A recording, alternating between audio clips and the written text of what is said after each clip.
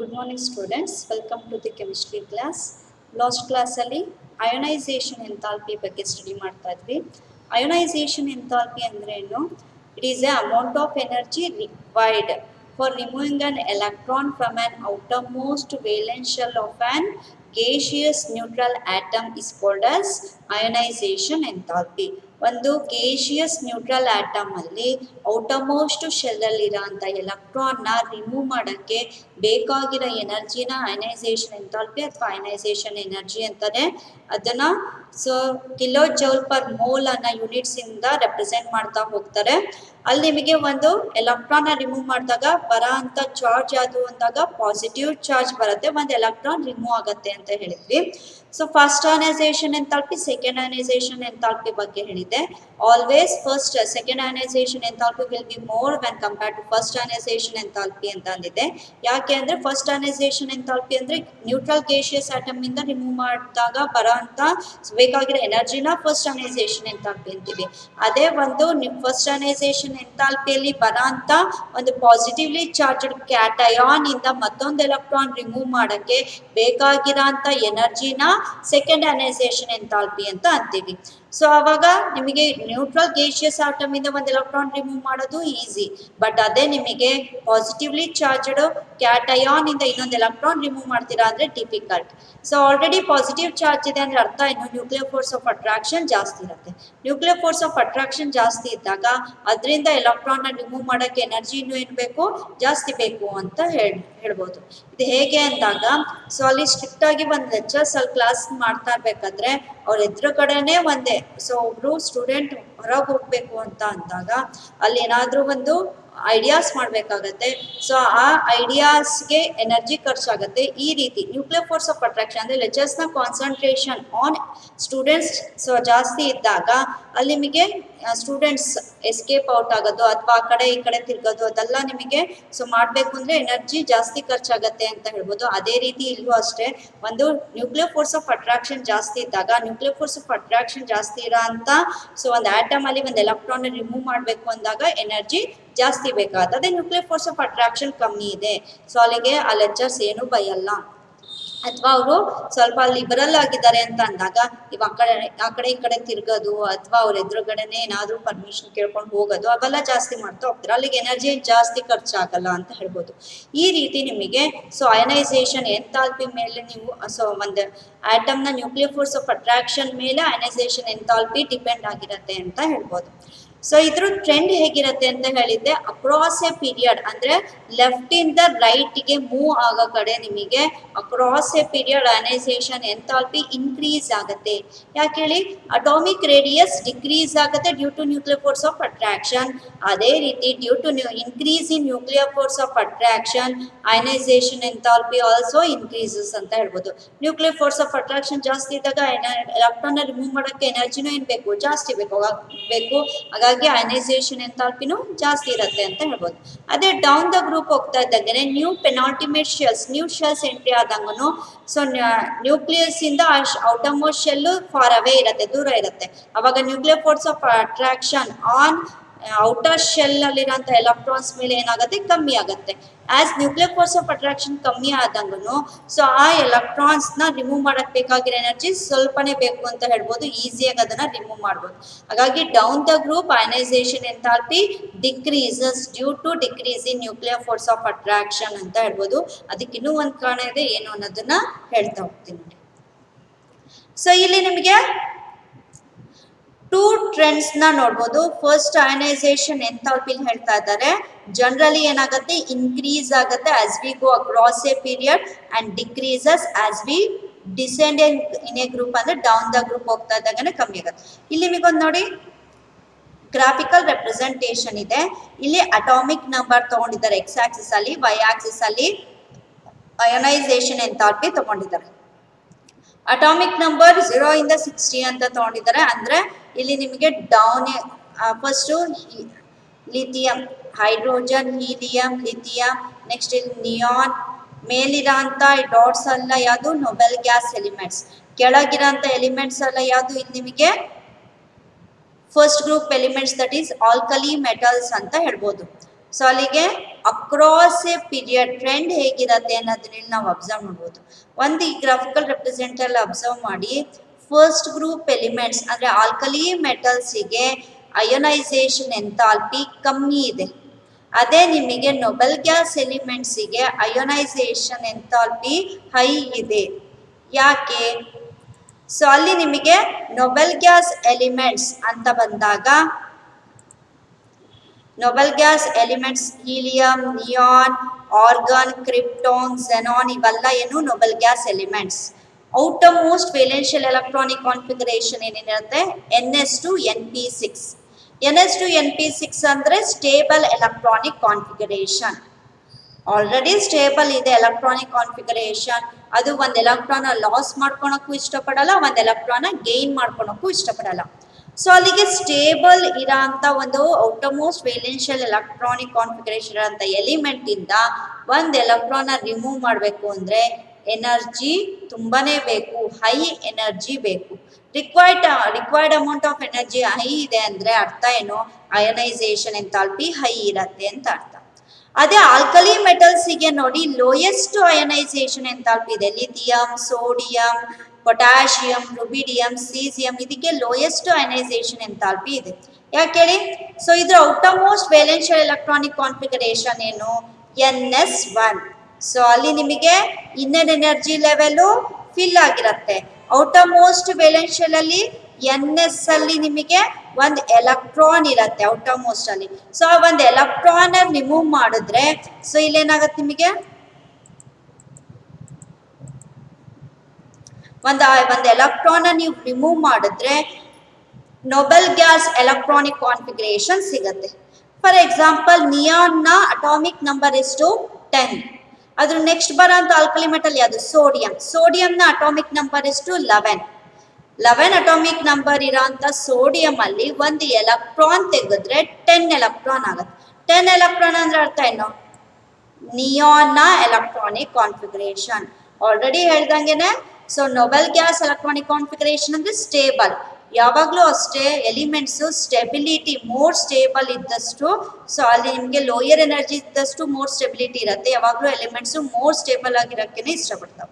So ಹಾಗಾಗಿ sodium ಅಲ್ಲಿ ಇರೋಂಥ ಒಂದು ಎಲೆಕ್ಟ್ರಾನ್ ತೆಗೆದ್ರೆ ನಿಯಾನ್ ಎಲೆಕ್ಟ್ರಾನಿಕ್ ಕಾನ್ಫಿಗರೇಷನ್ ಸಿಗತ್ತೆ ಅಂತ ಅಂದಾಗ ಅದಾದಷ್ಟು ಏನ್ ಮಾಡುತ್ತೆ? ಒಂದು ಎಲೆಕ್ಟ್ರಾನ್ ಲಾಸ್ ಮಾಡ್ಕೊಳಕ್ ಇಷ್ಟಪಡುತ್ತೆ. ಹಾಗಾಗಿ ಆಲ್ರೆಡಿ ಅದಕ್ಕೆ ಒಂದು ಎಲೆಕ್ಟ್ರಾನ್ ಲಾಸ್ ಮಾಡ್ಕೊಳಕ್ ಇಷ್ಟ ಇದೆ ಅಂತ ಅಂದಾಗ ನೀವು ಸ್ವಲ್ಪ ಎನರ್ಜಿ ಕೊಟ್ರೆ ಸಾಕು, ಅಲ್ಲಿ ಏನಾಗುತ್ತೆ?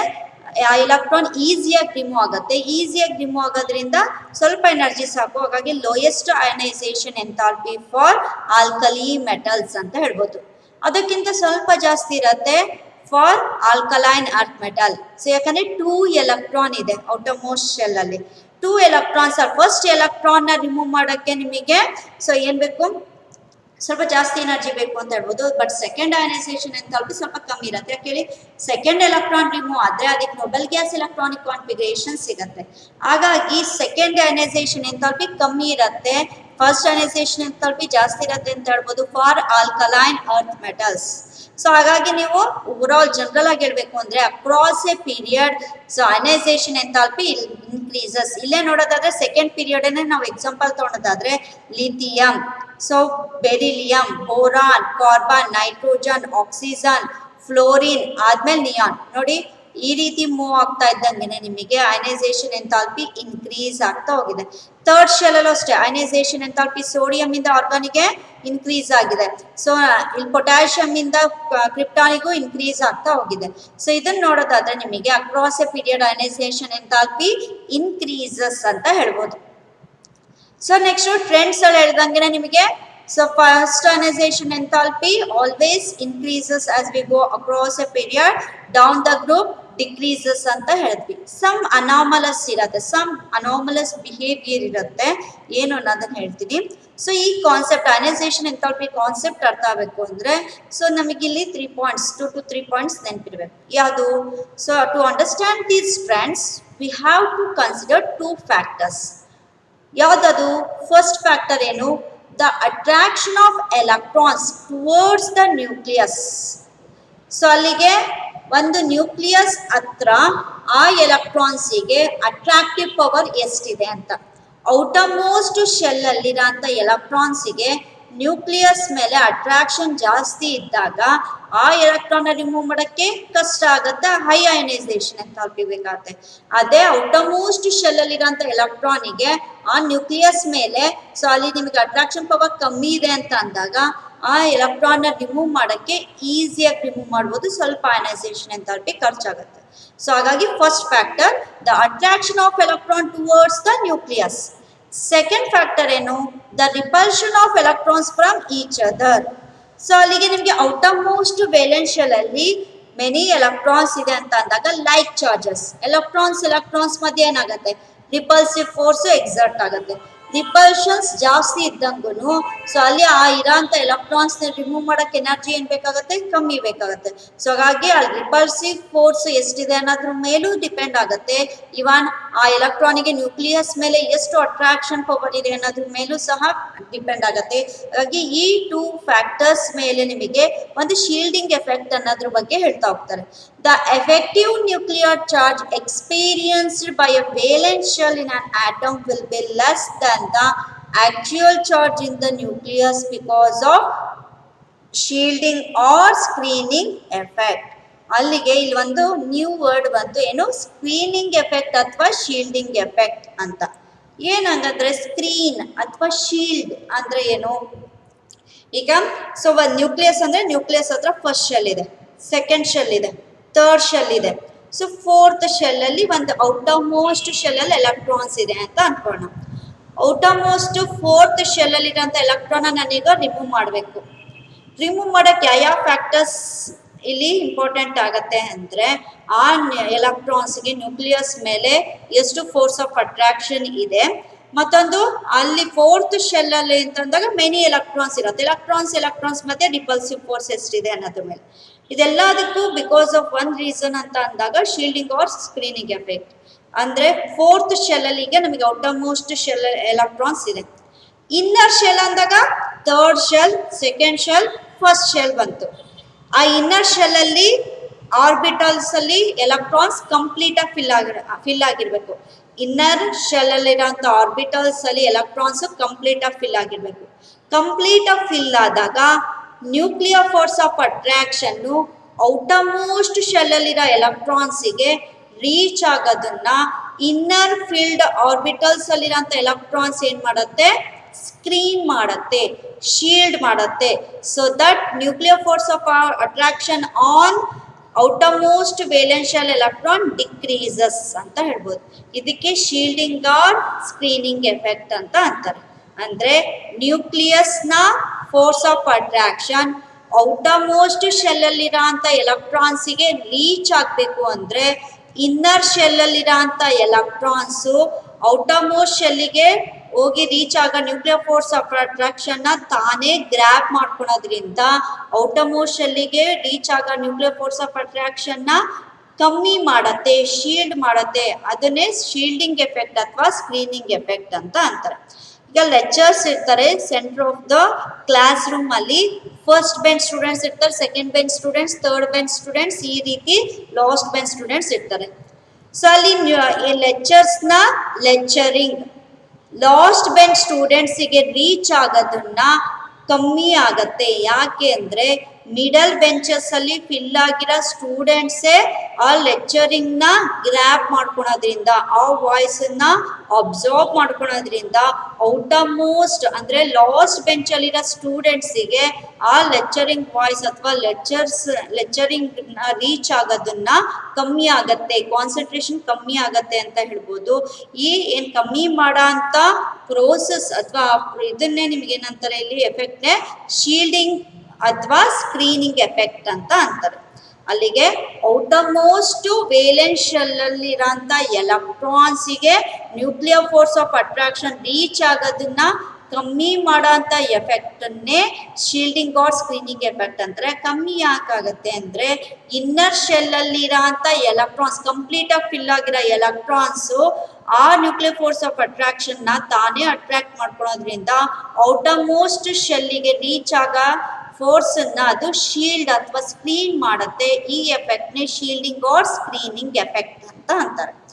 ಸೊ ಹಾಗಾಗಿ ದ ಟೂ ಫ್ಯಾಕ್ಟರ್ಸ್ ಡಿಪೆಂಡ್ ಆಗುತ್ತೆ ಅಂತ ಹೇಳಿದೆ. ಅದು the attraction of electrons towards the nucleus, the repulsion of electrons from each other. The effective, because of these two factors, the effective nuclear charge experienced by a valence electron in an atom will be less than the actual charge on the nucleus. So ಅಲ್ಲಿಗೆ ನಿಮಗೆ ನ್ಯೂಕ್ಲಿಯಸ್ನ charge, actual charge +6 +7 ಇದೆ ಅಂತ ಅನ್ಕೋಣ. Because of shielding or screening effect ಅಥವಾ because of these two factors ಅಲ್ಲಿ reach ಆಗ್ತಾರ ಅಂತ. So ನ್ಯೂಕ್ಲಿಯಸ್ನ ಚಾರ್ಜು +4 ಆಯಿತು ಅಂತ ಅನ್ಕೋಣ. ಸೊ ಅಲ್ಲಿಗೆ ಎಫೆಕ್ಟಿವ್ ನ್ಯೂಕ್ಲಿಯರ್ ಚಾರ್ಜ್ +4 ಆಯಿತು, ಆಕ್ಚುಯಲ್ ಚಾರ್ಜು +6 ಇದೆ. ಸೊ ಇದು ಪ್ಲಸ್ ಎಫೆಕ್ಟಿವ್ ನ್ಯೂಕ್ಲಿಯರ್ ಚಾರ್ಜ್ನ ಕೌಂಟ್ ಮಾಡೇ ನಾವು ಹೇಳೋದ್ರಿಂದ ಅದನ್ನ screening effect or shielding effect ಅಂತ ಅಂತೀವಿ. Because of shielding or screening effect of the valence electron from the nucleus by the intervening core electrons. core electrons ಅಂದ್ರೆ ಏನು? ಇನ್ನರ್ ಶೆಲ್ ಅಲ್ಲಿ, ಔಟರ್ ಶೆಲ್ ಅಲ್ಲಿ ಇರೋದನ್ನ ವೇಲೆನ್ಸ್ ಎಲೆಕ್ಟ್ರಾನ್ಸ್ ಅಂತೀವಿ. Inner shell ಅಲ್ಲಿ ಇರೋದು ಕೋರ್ ಎಲೆಕ್ಟ್ರಾನ್ಸ್ ಅಂತೀವಿ. ಇನ್ನರ್ ಶೆಲ್ ಅಲ್ಲಿ ಕಂಪ್ಲೀಟ್ ಆಗಿರೋ ಅಂತ, ಆ ಶೆಲ್ ಕಂಪ್ಲೀಟ್ ಆಗಿರೋ ಎಲೆಕ್ಟ್ರಾನ್ಸ್ ನ ಕೋರ್ ಎಲೆಕ್ಟ್ರಾನ್ಸ್ ಅಂತ ಅಂತೀವಿ. ಸೊ ಇಲ್ಲಿ ಟೂ ಗ್ರಾಫಿಕಲ್ ರೆಪ್ರೆಸೆಂಟೇಷನ್ ಇದೆ ಅಯನೈಸೇಷನ್ ಎಂಥಾಲ್ಪಿ ಮೇಲೆ. ನೋಡಿ, ಫಸ್ಟ್ ಗ್ರಾಫಿಕಲ್ ರೆಪ್ರೆಸೆಂಟೇಷನ್ ಅಲ್ಲಿ ಎಕ್ಸ್ ಆಕ್ಸಿಸ್ ಅಲ್ಲಿ ಅಟಾಮಿಕ್ ನಂಬರ್ ತಗೊಂಡಿದ್ದಾರೆ, ವೈ ಆಕ್ಸಿಸ್ ಅಲ್ಲಿ ಅಯನೈಸೇಷನ್ ಎಂಥಾಲ್ಪಿ ತಗೊಂಡಿದ್ದಾರೆ. Lithium, beryllium, nitrogen, fluorine, neon ಇಲ್ಲಿ ಯಾವ್ದ್ರನ್ನ ತಗೊಂಡಿದ್ದಾರೆ? Across a period. So ionisation enthalpy trend ಹೇಗಿದೆ ಅನ್ನೋದನ್ನ ಇದು ಡಿಪಿಕ್ಟ್ ಮಾಡೋ ಅಂತ graphical representation. Lithium lowest ionisation enthalpy ಇದೆ, ಸೊ 520 ಕಿಲೋಜೌಲ್ ಪರ್ ಮೋಲ್ ಅಂತ ಹೇಳ್ಬೋದು. ಅದೇ ಬೆರಿಲಿಯಂಗೆ 899 ಕಿಲೋಜೌಲ್ ಪರ್ ಮೋಲ್, ಅಂದ್ರೆ ಜಾಸ್ತಿ ಆಯ್ತು. ಬೋರಾನ್ಗೆ ಆಕ್ಚುಲಿ ಜಾಸ್ತಿ ಆಗ್ಬೇಕಿತ್ತು, ಇಲ್ಲಿ ನೋಡಿ ಕಮ್ಮಿ ಆಗಿದೆ, 801 ಕಿಲೋಜೌಲ್ ಪರ್ ಮೋಲ್. ಕಾರ್ಬನ್ಗೆ ಜಾಸ್ತಿ ಆಗಿದೆ, ನೈಟ್ರೋಜನ್ಗೂ ಜಾಸ್ತಿ ಆಗಿದೆ. ಆಕ್ಸಿಜನ್ಗೆ ಆಕ್ಚುಲಿ ಜಾಸ್ತಿ ಆಗ್ಬೇಕಿತ್ತು ಅಯನೈಸೇಷನ್ ಎಂಥಾಲ್ಪಿ ನೈಟ್ರೋಜನ್ಗೆ ಕಂಪೇರ್ ಮಾಡಿದ್ರೆ. ನೈಟ್ರೋಜನ್ಗೆ 1402 ಕಿಲೋಜೌಲ್ ಇದೆ, ಬಟ್ ಆಕ್ಸಿಜನ್ಗೆ 1314 ಕಿಲೋಜೌಲ್ ಇದೆ, ಕಮ್ಮಿ ಆಗಿದೆ. ಯಾಕೆ ಅನ್ನೋದು ನೋಡೋಣ. ನೆಕ್ಸ್ಟ್ ಫ್ಲೋರಿನಿಗೂ ಹೈ ಆಗಿದೆ, ನಿಯಾನಿಗೂ ಹೈ ಆಗಿದೆ. ಅಲ್ಲಿ ನಾವು ಟ್ರೆಂಡ್ ಜನರಲ್ ಆಗಿ ಹೇಳ್ಬೇಕು ಅಂದ್ರೆ across a period ionisation enthalpy increase ಅನ್ನೋ ಟ್ರೆಂಡ್ ಇಲ್ಲಿ ನೋಡ್ತಾ ಇದೀವಿ. ಬೋರಾನ್ ಮತ್ತೆ ಆಕ್ಸಿಜನ್ ಎರಡು ಇಲ್ಲಿ ನಿಮಗೆ ಅನಾಮಲಸ್ ಬಿಹೇವಿಯರ್ ತೋರಿಸ್ತಾ ಇದೆ. ಯಾಕೆ ಅನ್ನೋದು ರೀಸನ್ ಹೇಳ್ತೀವಿ. ಇನ್ನ ಈ ಗ್ರಾಫಿಕಲ್ ರೆಪ್ರೆಸೆಂಟೇಷನ್ ಬಂದ್ರೆ ಇಲ್ಲೂ ಅಷ್ಟೇ ಎಕ್ಸ್ ಆಕ್ಸಿಸ್ ಅಲ್ಲಿ ಅಟಾಮಿಕ್ ನಂಬರ್ ತಗೊಂಡಿದ್ದಾರೆ, ವೈ ಆಕ್ಸಿಸ್ ಅಲ್ಲಿ ಅಯನೈಸೇಷನ್ ಎಂಥಾಲ್ಪಿ ತಗೊಂಡಿದ್ದಾರೆ. ಇಲ್ಲಿ ನೋಡಿ ಡೌನ್ ದ ಗ್ರೂಪ್ ಅನ್ನೋ ಟ್ರೆಂಡ್ ಅನ್ನು ಹೇಳ್ತಾ ಇದ್ದಾರೆ. Lithium, sodium, potassium, rubidium, caesium first group elements ಅಲ್ಲಿ down the group, top to bottom ನ ಎಲಿಮೆಂಟ್ಸ್ ಇದು. ಸೊ ಲಿಥಿಯಂಗೆ ಹೈ ಅಯನೈಸೇಷನ್ ಎಂಥಾಲ್ಪಿ ಇದೆ 520 ಕಿಲೋಜೌಲ್, ಸೋಡಿಯಂಗೆ ಕಮ್ಮಿ ಆಯ್ತು 496 ಕಿಲೋಜೌಲ್. ಸೊ ನೆಕ್ಸ್ಟ್ ಪೊಟ್ಯಾಷಿಯಂಗೆ 419 kilojoule, rubidium 403, caesium 374 kilojoule. So ಹಾಗಾಗಿ ಅಲ್ಲಿ ನಿಮಗೆ ಡೌನ್ ದ ಗ್ರೂಪ್ ಕಮ್ಮಿ ಆಗುತ್ತೆ ಅಂತ ಹೇಳಿದ್ದೆ. ಯಾಕೆ ಅನ್ನೋದು ರೀಸನ್ ಹೇಳಿದೀನಿ, because of decrease in nuclear force of attraction. ಅದೇ ರೀತಿ ಟ್ರೆಂಡ್ ಇದೆ, ಅನಾಮಲಸ್ ಬಿಹೇವಿಯರ್ ಏನಿಲ್ಲ. ಇಲ್ಲಿ ನಾನು ಬೋರಾನ್ ಮತ್ತೆ ಆಕ್ಸಿಜನ್ ನ ಅನಾಮಲಸ್ ಬಿಹೇವಿಯರ್ ನೋಡಿದ್ವಿ. ಸೊ ಬೆರಿಲಿಯಂಗೆ ಕಂಪೇರ್ ಮಾಡಿದ್ರೆ ಬೋರಾನ್ ನ ಅಯನೈಸೇಷನ್ ಎಂಥಾಲ್ಪಿ ಏನಾಗಬೇಕಿತ್ತು? ಜಾಸ್ತಿ ಆಗ್ಬೇಕಿತ್ತು. ಬಟ್ ಇಲ್ಲಿ ಏನಾಗಿದೆ? ಕಮ್ಮಿ ಆಗಿದೆ. ಯಾಕೆ? ಸೊ ಅಲ್ಲಿ ಬೆರಿಲಿಯಂ ನ ಅಟಾಮಿಕ್ ನಂಬರ್ ಏನು? 4. ಬೋರಾನ್ ನ ಅಟಾಮಿಕ್ ನಂಬರ್ ಏನು? 5.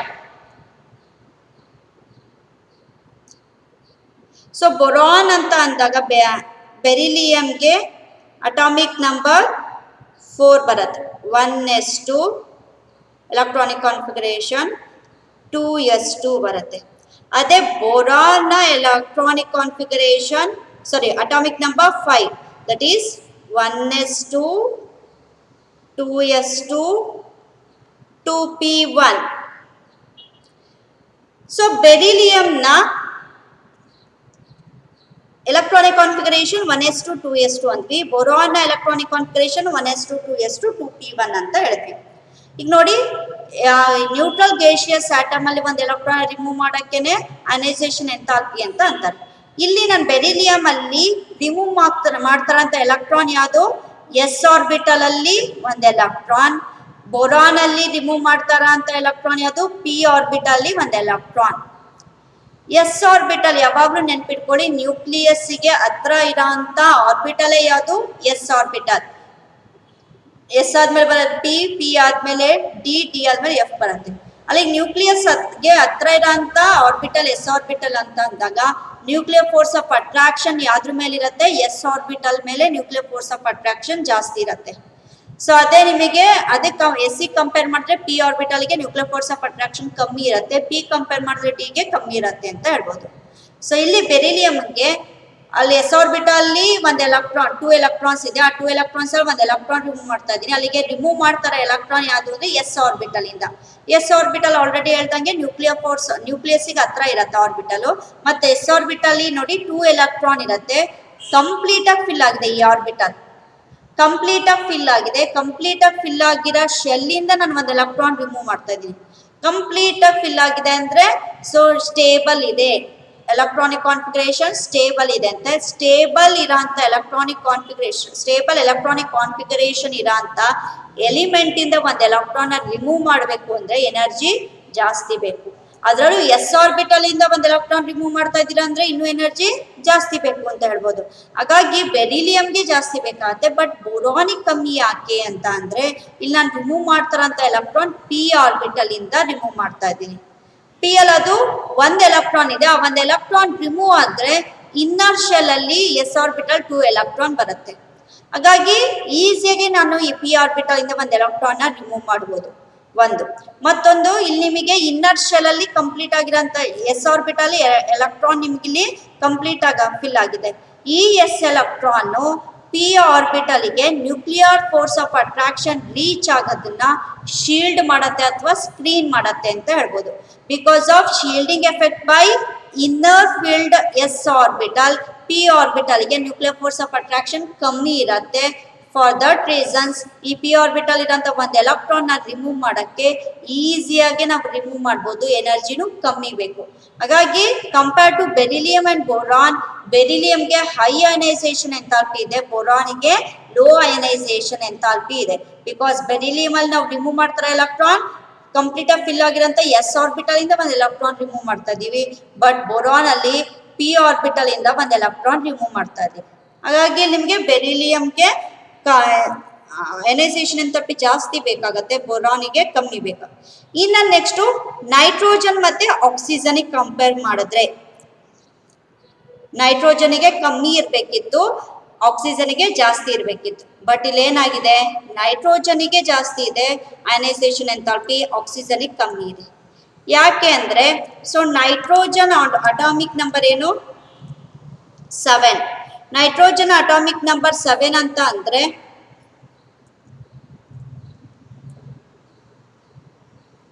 ನೈಟ್ರೋಜನ್ ನ ಅಟಾಮಿಕ್ ನಂಬರ್ 7 ಅಂದ್ರೆ electronic configuration 1s2 2s2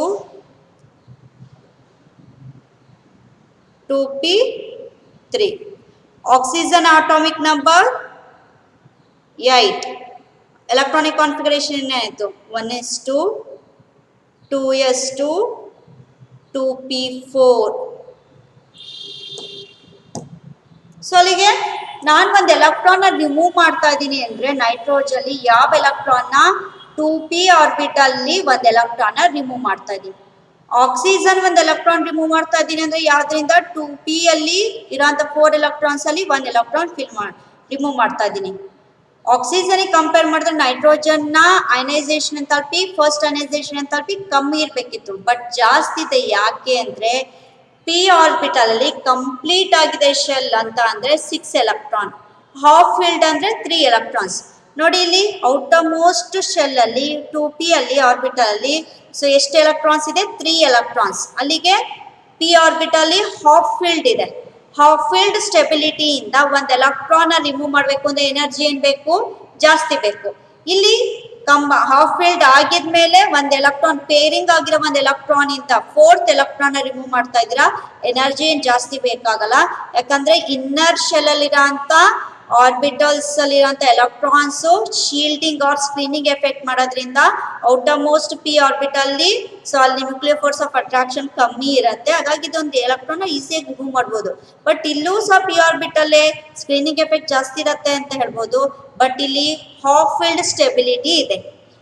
half filled for s orbital ಅಂದ್ರೆ 1 electron, complete filled for s orbital ಅಂದ್ರೆ 2 electron, half filled for p ಅಂದ್ರೆ 3 ಎಲೆಕ್ಟ್ರಾನ್, ಕಂಪ್ಲೀಟ್ ಫಿಲ್ಡ್ ಅಂತ ಅಂದಾಗ 6 ಎಲೆಕ್ಟ್ರಾನ್, ಡಿ ಗೆ ಹಾಫ್ ಫಿಲ್ಡ್ ಅಂದ್ರೆ 5 ಎಲೆಕ್ಟ್ರಾನ್ಸ್, ಕಂಪ್ಲೀಟ್ ಆಗಿ fill ಆಗಿದೆ ಅಂದ್ರೆ 10 ಎಲೆಕ್ಟ್ರಾನ್ಸ್, ಎಫ್ ಗೆ ಹಾಫ್ ಫಿಲ್ಡ್ ಅಂದ್ರೆ 7, ಕಂಪ್ಲೀಟ್ಲಿ ಫಿಲ್ಡ್ ಅಂದ್ರೆ 14. ಈ ರೀತಿ half filled or completely filled stability ಇದ್ದಾಗ ಎಲೆಕ್ಟ್ರಾನ್ಸ್ ನ ರಿಮೂವ್ ಮಾಡಕ್ಕೆ ಎನರ್ಜಿ ಜಾಸ್ತಿ ಬೇಕು. ಹಾಗಾಗಿ nitrogen half filled P orbitals ಇರೋದ್ರಿಂದ ಅದನ್ನ ರಿಮೂವ್ ಮಾಡಕ್ಕೆ ಎನರ್ಜಿ ಜಾಸ್ತಿ ಬೇಕು.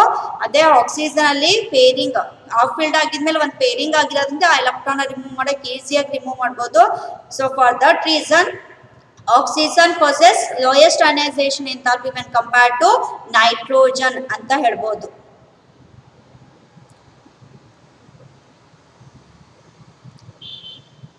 ಸೊ ಇಲ್ಲಿ ನಿಮಗೆ ಒಂದು ಕ್ವಶನ್ ಇದೆ ನೋಡಿ. The first ionization enthalpy values for the third period elements sodium, magnesium, silicon are respectively 496, 737 and 786 kilojoule per mole. Predict whether the first ionization enthalpy for aluminum will be more close to 575 or 760 kilojoule per mole. Justify ಅಂತ ಹೇಳಿದ್ದಾರೆ. So ಅದನ್ನ justification next class ಅಲ್ಲಿ ಕೊಡ್ತೀನಿ. Thank you.